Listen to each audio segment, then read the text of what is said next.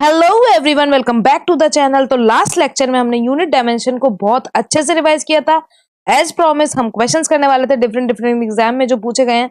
तो पहले क्वेश्चन की तरफ चलते हैं। फर्स्ट क्वेश्चन कह रहा है a nautical mile is equal to, तो कितने मीटर्स के इक्वल है नॉटिकल माइल। हमारा डिस्टेंस को मेजर करने के लिए यूज किया जाता है। तो यहाँ पर ऑप्शन है 2000 मीटर, 1850 मीटर्स, 1672 मीटर्स या फिर 2450 मीटर्स। तो अगर हम बात करते हैं तो B option will be the correct answer of this question. यहाँ पर जो हमारा बी ऑप्शन है बिल्कुल करेक्ट है। जो हमारा 1 नॉटिकल माइल है बेसिकली अगर इसकी बात की जाए तो 1852 मीटर्स के इक्वल है। नेक्स्ट क्वेश्चन की तरफ चलते हैं। नेक्स्ट क्वेश्चन कह रहा है कि हर्ट्ज इज द ऐसा यूनिट ऑफ, तो यहाँ पर आपके पास चार ऑप्शन है, frequency, force, pressure and energy. अगर हम बात करें तो सबसे पहली बात हमने देखा था कि हमारे पास सीजीएस सिस्टम था, हमारे पास एमकेएस सिस्टम था और हमारे पास जो है एफपीएस सिस्टम था। लेकिन सीजीएस सिस्टम, एफपीएस सिस्टम और अगर सब कंट्री अलग अलग सिस्टम से करेंगे तो दिक्कत हो गई थी चिंटू मिंटू की। अगर आपने लेक्चर देखा हो तो चिंटू मिंटू वाली दिक्कत हो गई थी। तो इसलिए जो इंटरनेशनली सबने डिसाइड किया कि कोई एक सिस्टम हम इंटरनेशनली फॉलो करेंगे, उसी को हम इंटरनेशनल सिस्टम एसआई यूनिट बोलते हैं। तो यहाँ पे पूछ रहा है कि जो हर्ट्स है वो किसकी एसआई यूनिट है। तो अगर हम बात करते हैं तो हर्ट्स हमारा फ्रीक्वेंसी की एसआई यूनिट है, तो ए option will be the correct answer. लेकिन फोर्स की बात करें तो फोर्स की जो एसआई यूनिट है वो हमारी न्यूटन है, जिसको हम कैपिटल एन से भी शो करते हैं। प्रेशर की बात करते हैं, अगर प्रेशर की बात करें तो वो उसकी है पास्कल। पास्कल जो है हमारी वो प्रेशर की ऐसा यूनिट है। और एनर्जी की बात करें उसकी है हमारी जूल। और जो जूल है वो हमारी वर्क डन जो है, वर्क डन जो होता है उसकी भी हमारी यूनिट है। तो वर्क डन और जो एनर्जी है उसकी जो यूनिट है वो जूल है। नेक्स्ट क्वेश्चन की तरफ चलते हैं। नेक्स्ट क्वेश्चन क्या है? नेक्स्ट क्वेश्चन है what is the SI unit of pascal. जो कि अभी हमने देखा कि प्रेशर का, जो हमने लास्ट ऑप्शन में देखा था, प्रेशर की जो एसआई यूनिट थी वो पास्कल है। तो यहाँ पर भी आप देख सकते हैं जो ऐसा यूनिट है प्रेशर की वो क्या हो जाएगी, पास्कल। लेकिन हमारे पास और ऑप्शन तो उनको भी हम देखेंगे। तो ओम हमारा किसका ऐसा यूनिट है? अगर हम ओम की बात करें तो ओम हमारा जो है रेजिस्टेंस जो होता है, जब करंट फ्लो करता है तो जिस मटेरियल में करंट फ्लो कर रहा है वो कितना रेजिस्टेंस प्रोवाइड करता है, उसकी जो यूनिट है वो हमारी ओम है। तो रेजिस्टेंस की यूनिट हमारी ओम हो जाएगी। और हमारा जो इस क्वेश्चन में पास्कल प्रेशर पूछा गया उसकी यूनिट तो हमारी पास्कल है ही। अगर हम वोल्ट की बात करते हैं तो वोल्ट हमारा वोल्टेज की यूनिट है। और एम्पियर हमने देखा ही था, जो इलेक्ट्रिक करंट होता है हमारा, इलेक्ट्रिक करंट उसकी यूनिट हमारी, इलेक्ट्रिक करंट की यूनिट हमारी एम्पियर होती है। तो इस क्वेश्चन का आंसर हमारा पास्कल हो जाएगा। नेक्स्ट क्वेश्चन देखते हैं। नेक्स्ट क्वेश्चन है identify the unit of measuring the intensity of sound. तो साउंड की जो इंटेंसिटी है उसको मेजर करने के लिए हम कौन सी यूनिट यूज करते हैं? या नॉट्स यूज किया जाता है, एम्पियर यूज किया जाता है, या कैंडेला यूज किया जाता है, फिर डेसिबल यूज किया जाता है। जो इंटेंसिटी ऑफ साउंड है, साउंड की इंटेंसिटी को पता करने के लिए हम जो है डेसिबल्स को यूज करते हैं। और अगर हम बात करें ह्यूमन हियरिंग की जो बात करते हैं, तो अगर हम बात करते हैं यहाँ पर ह्यूमन हियरिंग की, तो कंसिडर की जाती है कि 20 हर्ट्ज से लेके 20 किलो हर्ट्ज तक जो ह्यूमन हियरिंग है वो हमारी परमिट होती है कि हम इसके बीच की रेंज को हम आराम से सुन सकते हैं। वहीं पे अगर हम बात करें तो डेसिबल्स में इसको मेजर किया जाता है। अगर कैंडिला की बात की जाए तो जो ल्यूमिनस हमारी होती है, ल्यूमिनस इंटेंसिटी होती है जिसको हम फंडामेंटल यूनिट्स में भी काउंट करते हैं। तो ल्यूमिनस इंटेंसिटी में कैंडिला जो है उसकी यूनिट है एम्पियर। तो अभी हमने देखा इलेक्ट्रिक करंट की यूनिट है। और नॉट्स की हम बात करें तो नॉट्स का आपको ऑप्शन में बताना है, कमेंट सेक्शन में बताइए कि नॉट्स किसकी यूनिट है, जो किसको मेजर करने के लिए नॉट्स यूज किया जाता है। नेक्स्ट क्वेश्चन की तरफ चलते हैं। नेक्स्ट क्वेश्चन है कि the SI unit of radio activity. तो रेडियो एक्टिविटी जो है वो किसकी एसआई यूनिट है? क्या रेडियो एक्टिविटी को मेजर करने की एसआई यूनिट क्या है? एम्पियर है, बैक्यूरेल है, डेसिबल है, कोबाल्ट है। वैसे यहाँ पर जो ऑप्शन है उससे आप आराम से इसको एलिमिनेट करके सॉल्व कर सकते हो। लेकिन अगर चारों ऑप्शन इस तरीके से आ जाते जो हमें ही पता नहीं थे, तो हमें पता होना चाहिए कि बैक्यूरेल जो है वो रेडियो एक्टिविटी होती है उसको मेजर करने की यूनिट बैक्यूरेल है। एम्पियर की हमें पता है ये करंट की यूनिट है। डेसिबल की अभी हमने देखा साउंड इंटेंसिटी की यूनिट। और कोबाल्ट हमें पता है, कोबाल्ट क्या है, एक मेटल है। और मेटल की क्या खास बात होती है, लक्चर होता है, ये शाइन प्रोवाइड करता है, इनमें साउंड होता है। और ये मेलेबल होते हैं, ये डक्टाइल होते हैं। डक्टाइल मतलब हम इनसे वायर बना सकते हैं, मेलेबल मतलब इनको शीट में कन्वर्ट कर सकते हैं। तो कोबाल्ट क्या है, एक तरीके का मेटल है। नेक्स्ट क्वेश्चन की तरफ अगर चले, हम नेक्स्ट क्वेश्चन की तरफ चलते हैं। तो power of a lens is measured bye, जो हमारे लेंस की पावर है उसको हम किसकी हेल्प से मेजर करते हैं? एम्पियर हमारा इलेक्ट्रिक करंट हो गया, केल्विन हमारा टेम्परेचर के लिए, कैंडिला अभी बताया ल्यूमिनस इंटेंसिटी जो है उसके लिए, और डायप्चर जो है वो हमारा किसी भी लेंस का जो पावर है उसको बताने के लिए यूज किया जाता है। हम इस तरीके से लिखते हैं +20D और -20D। जो D है ये क्या है, यूनिट है किसी जो लेंस की पावर है उसको बताने के लिए। तो power of lens is measured by the dioptre. और डायप्चर किसके इक्वल होती है, ये फॉर्मूला याद रखना है। डायप्चर जो है वो हमारे लेंस का जो फोकल लेंथ होता है उसके रेसिप्रोकल के इक्वल होता है। तो इस तरीके के क्वेश्चन भी छोटे मोटे सॉल्व करने को आ सकते हैं कि फोकल लेंथ पता है और आपने डायप्चर निकालना है, या डायप्चर पता है तो फोकल लेंथ निकालना है हमें लेंस का। नेक्स्ट क्वेश्चन की तरफ चलते हैं। नेक्स्ट क्वेश्चन है which of the following instrument measures infrared radiation. जो रेडिएशन हमारी इंफ्रारेड रेडिएशन है वो उसको मेजर करने के लिए हम कौन सी जो इंस्ट्रूमेंट है उसको यूज करते हैं। फेनोग्राफ को यूज करते हैं, या फिर प्राइली हीलियोमीटर को यूज करते हैं, कैथोडोमीटर को यूज करते हैं, या फिर बॉलोमीटर को यूज करते हैं। तो अगर हम इस क्वेश्चन की बात करें तो बॉलोमीटर जो है, हमारा जो बॉलोमीटर है उसको हम यूज करते हैं इंफ्रारेड रेडिएशन को मेजर करने के लिए। तो हमारा D option will be the correct answer. वहां पर अगर हम बात करें तो यहाँ पे जो प्राय हीलियोमीटर है जो स्पेशली डिजाइन किया गया है, जो डायरेक्ट बीम आती है हमारी सोलर इरेडियंस से, को मेजर करने के लिए हमारा यूज किया जाता है। तो ये डायरेक्ट जो बीम आती है, direct direct of solar radiance, radiance की जो डायरेक्ट बीम आती है उसको मेजर करने के ट्राई हीलियोमीटर यूज किया जाता है। वेल वहीं पे अगर हम बात करें तो हमारा सी ऑप्शन है कैथोडोमीटर, इसको यूज किया जाता है जो स्मॉल वर्टिकल डिस्टेंसेस है उसको मेजर करने के लिए। तो स्मॉल वर्टिकल डिस्टेंस को मेजर करने के लिए जो इंस्ट्रूमेंट किया जाता है उसको बोलते हैं कैथोडोमीटर। तो स्मॉल वर्टिकल डिस्टेंसेस, ये ऑप्शन हमारा स्मॉल वर्टिकल डिस्टेंस को किया जाता है। D option will be the correct answer of this question. Well अगले क्वेश्चन की तरफ अगर चलें, नेक्स्ट क्वेश्चन है which of the following is the unit of magnetic field strength. जो मैग्नेटिक फील्ड स्ट्रेंथ है उसकी जो यूनिट है वो क्या है। अगर हम बात करें गॉस, ओम, टेस्ला, वीबर। जो हमारा अगर हम गॉस की बात करते हैं, अगर गॉस की बात करें तो ये मैग्नेटिक इंडक्शन की यूनिट है। तो यहाँ पर आप गॉस और जो ओम, तो आपको पता ही है रेजिस्टेंस का होता है, तो रेजिस्टेंस का हमारा ओम है, तो इसको तो हम हटा सकते हैं आराम से। वेल वहीं पे अगर हम बात करें जो गॉस है ये बेसिकली क्या है, मैग्नेटिक कंडक्शन, इंडक्शन जो होता है मैग्नेटिक इंडक्शन की यूनिट है। वेल वहीं पे अगर हम बात करें टेस्ला, तो Tesla will be the correct answer of this question. Magnetic field strength जो है उसकी यूनिट क्या है हमारी, टेस्ला। वेल वहीं पे अगर हम बात करते हैं इस क्वेश्चन में जो हमारा डी ऑप्शन है जो कि बोल रहा है बीवर, बीवर जो है हमारा वो किसकी यूनिट, तो वो मैग्नेटिक फ्लक्स की यूनिट। तो आपको याद रखना है, ये अच्छा क्वेश्चन था जिसमें मैग्नेटिक इंडक्शन की कौन है, गॉस, मैग्नेटिक फील्ड स्ट्रेंथ की कौन है, टेस्ला, और जो मैग्नेटिक हमारा फ्लक्स होता है, जो मैग्नेटिक फ्लक्स होता है उसकी जो यूनिट है वो है हमारी वेबर। तो डी ऑप्शन, और इस क्वेश्चन का आंसर हमारा C option will be the correct answer of this question. Next question की तरफ चलते हैं। नेक्स्ट क्वेश्चन कह रहा है which of the following has an odometer. तो ऑडोमीटर की अगर हम बात करें तो ये एक इंस्ट्रूमेंट है जो कि डिस्टेंस को मेजर करने के लिए यूज किया जाता है। तो डिस्टेंस को मेजर करने के लिए ऑडोमीटर यूज किया जाता है। स्पीड को मेजर करने के लिए यूज किया जाता है हमारा स्पीडोमीटर। अगर स्पीड की बात करें तो स्पीडोमीटर हमारा यूज किया जाता है स्पीड को मेजर करने के लिए। और अगर हम ऑडोमीटर की बात करें, वो पूछ रहे हैं इन चारों ऑप्शन में से ऑडोमीटर कहाँ प्रेजेंट होगा, तो वाटर हीटर में ऑब्वियसली नहीं होगा, वहां तो टेम्परेचर पता करना होता है। अगर हम बात करें कार की, तो कार में हमें डिस्टेंस पता करने के लिए कितने किलोमीटर हमारी कार चली है इसको पता करने के लिए हमें ऑडोमीटर लगाना पड़ता है। तो B option will be the correct answer. तो बेसिकली अगर हम बात करें वर्ल्ड ब्लड प्रेशर को मेजर करने के लिए, उस दिन लास्ट लेक्चर में हमने डिस्कस भी किया था, स्पाइगोमीटर होता है एक हमारा, जो स्पाइगोमीटर, मे बी स्पेलिंग थोड़ी सी गड़बड़ हो लेकिन हाँ स्पाइगोमीटर बोला जाता है, जो कि ब्लड प्रेशर को मेजर करने के लिए यूज किया जाता है। ये इंस्ट्रूमेंट हमारा ब्लड प्रेशर मेजर करने के लिए यूज किया जाता है।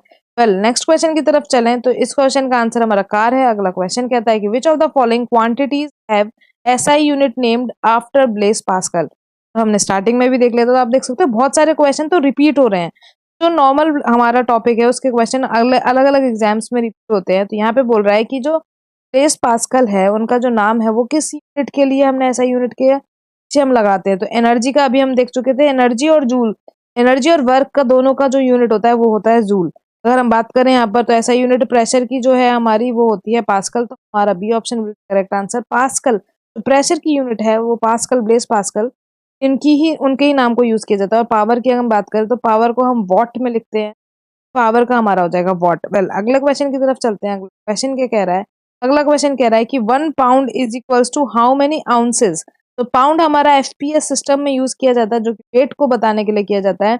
तो अब वो पूछ रहे हैं कि कितने आउंस के बराबर होता है। तो अगर हम बात करें 1 pound is equals to 6 ounces, ये याद करने वाला क्वेश्चन है। A option will be the correct answer of this question. वहीं पे अगर अगले क्वेश्चन की बात करते हैं, नेक्स्ट क्वेश्चन है what is the SI unit of momentum. Momentum की जो एसआई यूनिट है वो क्या होती है। सबसे पहली बात, मोमेंटम क्या होता है, मोमेंटम हमारा होता है P इक्वल टू mv, जो कि हमारा न्यूटन का सेकंड लॉ जो होता है, न्यूटन सेकंड लॉ है, वहां पर हम मोमेंटम को डिराइव करते हैं।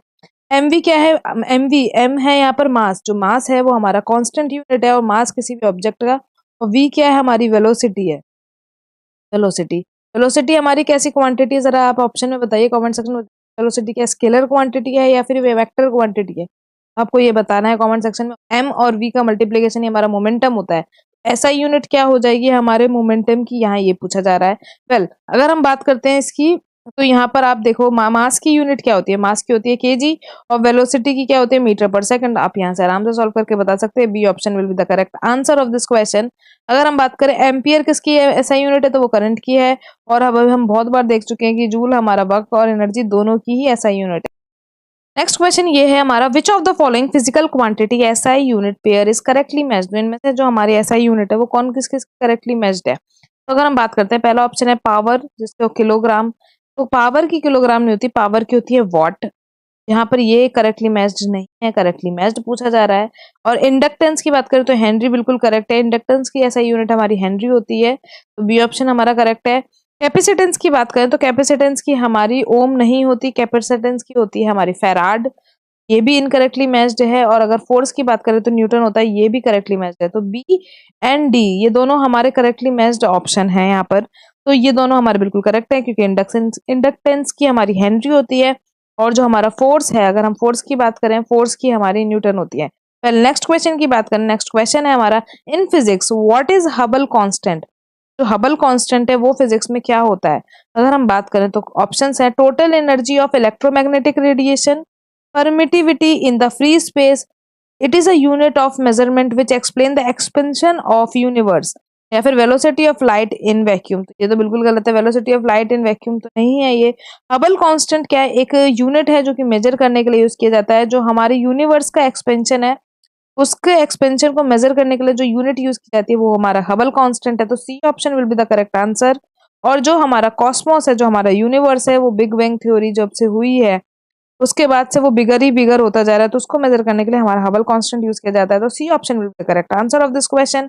नेक्स्ट क्वेश्चन की तरफ चलते हैं। नेक्स्ट क्वेश्चन है, at which temperature Fahrenheit and Celsius is equal. तो हमें सबसे पहले इस क्वेश्चन को डालने का यही मकसद है कि जो हमारा कन्वर्जन का फॉर्मूला होता है उसको याद रखना है। तो कन्वर्जन क्या होता है, जो सेल्सियस होता है it is equals to Fahrenheit multiply by 9/5, 9/5 से मल्टीप्लाई करते हैं प्लस उसमें 32 ऐड करते हैं, तो किस कांस्टेंट पे, किस टेम्परेचर पे दोनों इक्वल हो जाएंगे, इस वैल्यू को आप आराम से याद कर सकते हैं।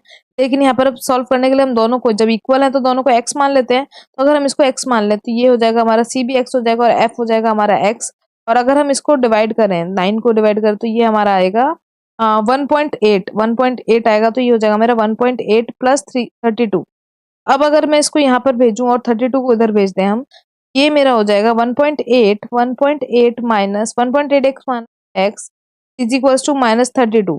अब ये हम अगर माइनस कर देंगे तो बचेगा 0.8 x इज इक्वल्स टू 32, और हमारा x क्या हो जाएगा, x हो जाएगा मेरा 32 अपॉन 0.8, जिसमें डेसिमल ऊपर जाएगा तो ये हो जाएगा 10, और अगर मैं इसको डिवाइड करूंगी तो मेरा 30 से डिवाइड होगा और ये आ जाएगा 40, आंसर आएगा मेरा 40। यहाँ पे माइनस चल रहा था तो माइनस का 40 will be the correct answer, तो -40 पे जो हमारा टेम्परेचर है फॉरेनहाइट और सेल्सियस वो इक्वल हो जाता है, ये याद रख लीजिएगा। लेकिन ये क्वेश्चन इसलिए सॉल्व कराया है, ये जो हमारा फॉर्मूला है, ये जो फॉर्मूला है आप इसे याद रख सके, कन्वर्जन के क्वेश्चन डायरेक्ट आ सकते हैं। नेक्स्ट क्वेश्चन है, which of the following has the same dimension as that of linear momentum. तो लीनियर मोमेंटम के जितना सेम डायमेंशन किसका है, तो अगर हम बात करें ऑप्शन है इम्पल्स, स्ट्रेस, वर्क, एनर्जी। तो अगर हम बात करते हैं यहाँ पर, तो लीनियर मोमेंटम क्या होता है मेरा, लीनियर मोमेंटम होता है पी एम इंटू वी। अब एम क्या हो जाएगा मेरा, एम यही होता है, और L t-1 ये मेरा होता है वेलोसिटी, क्योंकि वेलोसिटी होती है मेरी मीटर पर सेकंड, तो उससे हमने निकाल लिया MLT-1। इम्पल्स की बात करें तो इम्पल्स क्या है, rate change of momentum, rate नहीं चेंज ऑफ मोमेंटम, तो P1 माइनस P2 जो होता है मेरा वो भी तो मोमेंटम ही आएगा, तो इसकी जो हमारी डायमेंशन होगी वो बिल्कुल सेम होगी, MLT-1। तो impulse will be the correct answer. लेकिन हम स्ट्रेस और वर्क एनर्जी का भी देख लेते हैं। अगर स्ट्रेस की बात करें तो ये होता है मेरा फोर्स अपॉन एरिया, स्ट्रेस होता है मेरा फोर्स अपॉन एरिया। वहीं पे अगर हम फोर्स की बात करते हैं तो फोर्स का जो यूनिट होती है हमारी, अगर इसकी बात करें तो मास इंटू एक्सेलरेशन, तो मास और एक्सेलरेशन का हो जाएगा L t-2। और एरिया में हमारा एल स्क्वायर, तो यहाँ से एक एल से एक एल कैंसिल, तो मेरा स्ट्रेस का क्या आ गया ml-1 T-2, तो ये भी मैच नहीं कर रहा है। वर्क और एनर्जी की बात करें तो वर्क और एनर्जी की सेम होगी, क्योंकि वर्क है वही एनर्जी में कन्वर्ट होता है, तो वर्क और एनर्जी की सेम होगी। लेकिन अब हम सॉल्व कर लेते हैं वर्क के लिए। तो वर्क क्या होता है मेरा फोर्स इंटू डिस्प्लेसमेंट। अगर मैं फोर्स की लिखूं तो अभी मैंने बताया फोर्स का क्या हो जाएगा ml-T-2, ये हमारा मास इंटू ml-T-2 मेरा फोर्स का हो जाएगा, मास इंटू एक्सलरेशन होता है।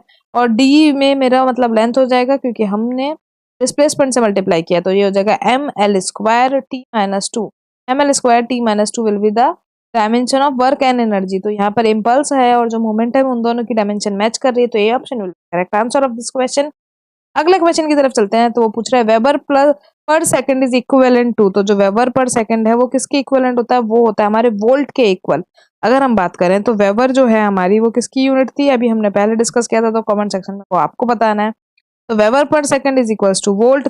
कुलाम जो है, अगर कुलाम की बात करें तो ये हमारी इलेक्ट्रिक चार्ज की, जो इलेक्ट्रिक चार्ज होता है जिसको हम स्मॉल क्यू से शो करते हैं, इलेक्ट्रिक चार्ज की जो एसआई यूनिट होती है वो मेरी कुलाम है। ओम हम डिस्कस कर चुके हैं, वो हमारी रेजिस्टेंस की, जो इलेक्ट्रिक रेजिस्टेंस है उसका एसआई यूनिट, और एम्पियर हमारे इलेक्ट्रिक करंट की है। तो यहाँ पर वेबर पर सेकंड जो किसके इक्वल होता है वो होता है हमारे वोल्ट के इक्वल। नेक्स्ट क्वेश्चन की तरफ चलते हैं। नेक्स्ट क्वेश्चन है which of the following is the SI unit for measuring the amount of substance. ये हम फंडामेंटल यूनिट्स पढ़ चुके थे लास्ट लेक्चर में, उसके हिसाब से आप बता सकते हो। ऑप्शन यहाँ पर जो है वो बहुत इजी दिए हैं, लेकिन अगर थोड़ा सा भी घुमा के पूछते तो अच्छा था। लेकिन मीटर की अगर हम बात करें तो फंडामेंटल यूनिट में हम मीटर की बात करें तो वो लेंथ था, लेंथ की जो एसआई यूनिट थी वो मीटर थी। अगर हम मोल की बात करें तो मोल भी द करेक्ट आंसर, क्योंकि जो अमाउंट ऑफ सब्सटेंस जिसको हम एसआई यूनिट में मेजर करते हैं वो मोल है। केल्विन की बात करें तो केल्विन जो है हमारा टेम्परेचर की एसआई यूनिट है, टेम्परेचर जो है उसकी एसआई यूनिट हमारी केल्विन है। और कैंडेला की बात करते हैं तो ये हमारी ल्यूमिनस इंटेंसिटी जो है, ल्यूमिनस इंटेंसिटी है उसकी जो हमारी एसआई यूनिट है वो कैंडेला है। वेल अगले क्वेश्चन की तरफ चलें। अगला क्वेश्चन, इस क्वेश्चन का answer B option correct answer of this question.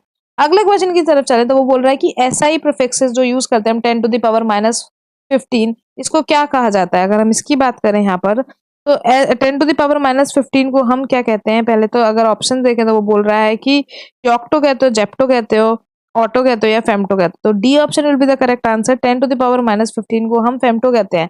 वहीं पे 10⁻³ होता है, एक 10⁻ हमारी -6 होता है, 10⁻9 होता है, 10⁻12 होता है, और 10⁻15 ये बहुत कॉमन है जो पूछे जाते हैं। जैसे 10⁻15 को तो इन्होंने बता दिया क्या कहते हैं कि हम फेम्टो कहते हैं, इसलिए D option will be the correct answer. वहीं पे 10⁻³ को क्या कहते हैं, अब इसको देखते हैं।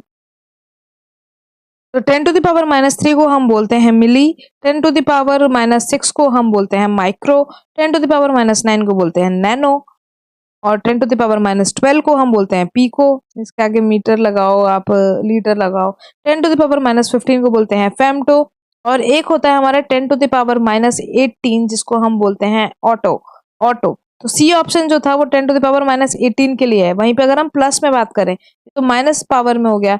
अगर हम बात करते हैं प्लस वाले पावर्स की, अगर प्लस वाले पावर की बात करें तो अगर 10 हमारा ये पता है हमें 10⁻1 है तो वो तो हमारा नॉर्मल डेका होता है। 10⁻2 होती है तो वो हेका होता है हमारा, हेक्टो। फिर उसके बाद हम बात करें 10⁻3 हो जाएगा मेरा किलो, सब तो कॉमन है। अब अगर हम बात करें 10⁻6 के लिए तो वो होता है हमारा मेगा। और अगर हम 10⁻9 की बात करते हैं, जैसे -9 में क्या था हमारा नैनो, वैसे ही +9 में क्या हो जाता है हमारा गीगा। अगर हम 10⁻12 की बात करें तो वो हो जाता है हमारा टेरा, जैसे बोलते हैं टेराबाइट्स। तो जैसे हम अगर 10⁻12 है तो वो हो जाएगा हमारा टेरा। 10⁻15 जो कि -15 था फेम्टो, और +15 क्या होता है पेटा। और 10⁻18 क्या होता है, -18 था ऑटो, और प्लस में होता है एक्सा। तो ये याद रखना है, कुछ भी पूछ सकते हैं पावर में, ये बिल्कुल हमें याद रखना है। वेल नेक्स्ट क्वेश्चन की तरफ चलते हैं। नेक्स्ट क्वेश्चन क्या कहता है हमारा, देखें जरा उसे। नेक्स्ट क्वेश्चन है electron volt is a unit of, जो इलेक्ट्रॉन वोल्ट है वो किसकी यूनिट है। अगर हम बात करें तो ऑप्शन में हमें दे रखा है current, energy, power and potential difference. तो potential difference, energy, current, power में से किसकी यूनिट है इलेक्ट्रॉन वोल्ट।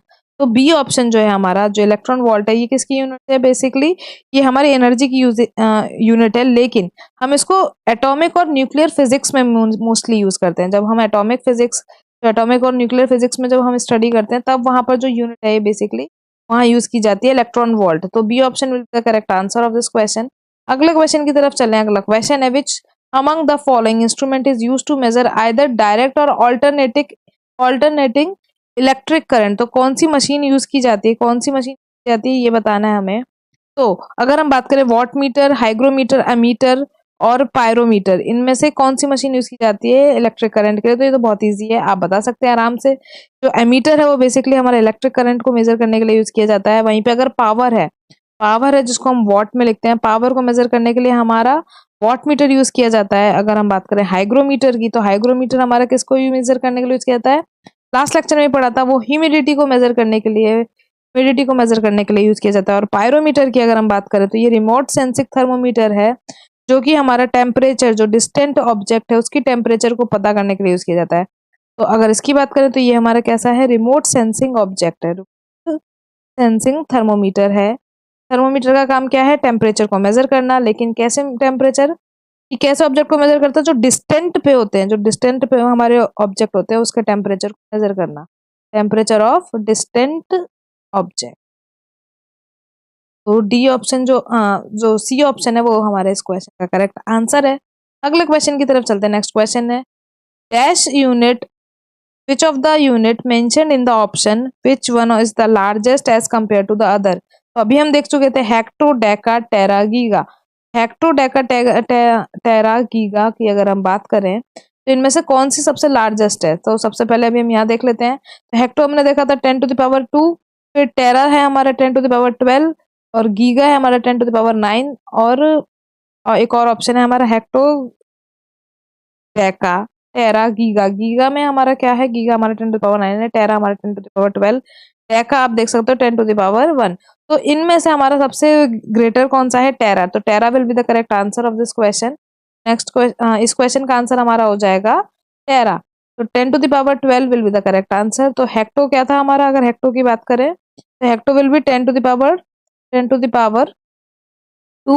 डेका हमारा 10⁻1, टेरा हमारा 10⁻12 और अगर हम इसकी बात करें गीगा 10⁻9। तो option will be the correct answer of this question.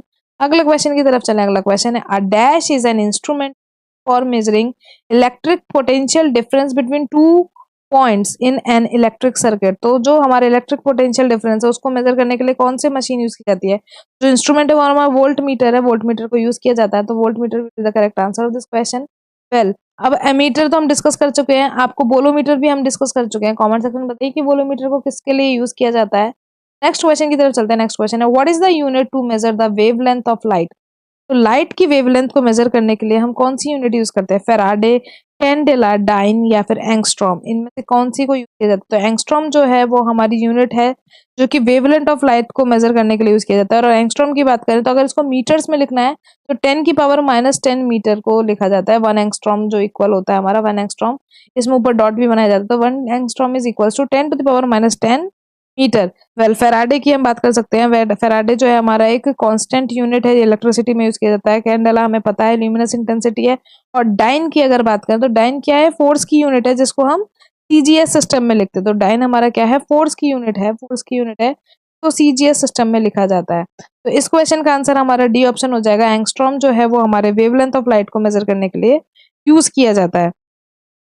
तो हम बहुत फटाफट से क्विक रिवीजन कर लेते हैं। एक फिजिकल क्वांटिटी होती है और एक नॉट फिजिकल क्वांटिटी होती है। तो फिजिकल क्वांटिटी वो होती है वो हम मेजर कर सकते हैं।